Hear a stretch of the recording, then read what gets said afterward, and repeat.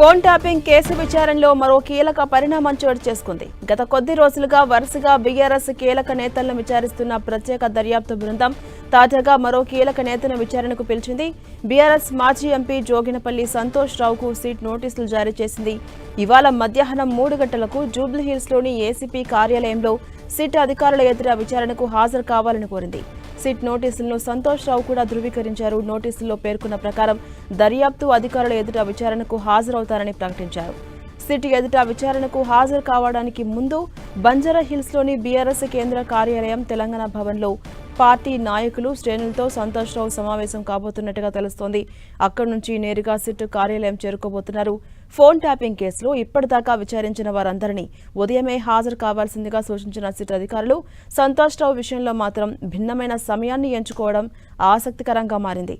BRS మాజీ మంత్రులు హరీష్ రావు, కేటీఆర్తో పాటు ఇతర పార్టీల నాయకులు, అధికారులు, మాజీ అధికారులు, సాక్షుల్ని కూడా నిర్ణయించిన తేదీల్లో ఉదయం 11 గంటలకు విచారణకు హాజరు కావాలని సిట్ సూచించింది. కానీ సంతోష్ రావును మాత్రం మధ్యాహ్నం 3 గంటలకు విచారణకు రావాలని నోటీసులో పేర్కొంది. అయితే 4 రోజుల క్రితం కేటీఆర్ను విచారించిన సమయంలో ఈ కేసులో ప్రధాన నిందితుడిగా ఉన్నటువంటి ఆరోపణలు ఎదుర్కొన్నటువంటి రాధాకిషన్ రావును అదే సమయంలో సిట్ కార్యాలయానికి పిలిచి విచారించారు.